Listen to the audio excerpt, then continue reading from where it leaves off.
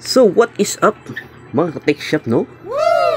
For today's video mga ka-tech shop, nagbuhat di ay og notebook label si Mimi Paul.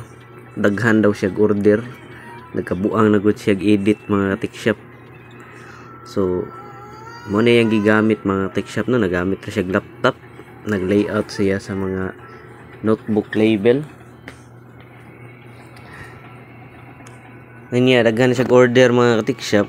Ya ako ko niyang pabuhaton niya gikapoy man ko mga ka-tech shop. Iyahan na lang na mga ka-tech shop kay hari lang ko sa repair kay di mo ko mauwa na mga ka-tech shop.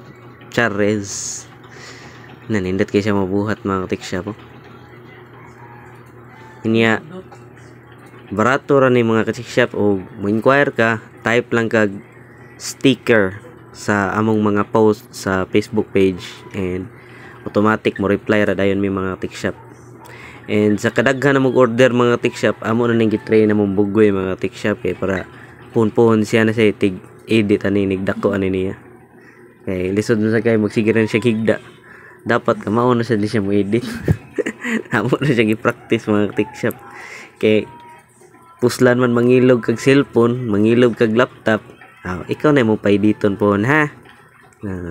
Ano yung gipa-practice na mo gamit sa laptop o sa tab mga cellphone mga tech shop.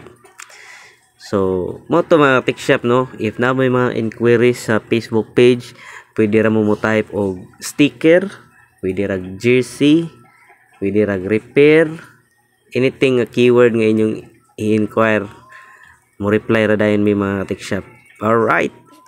If you're interested in this kind of video mga ka-tech shop, don't forget to like and subscribe. Let's go!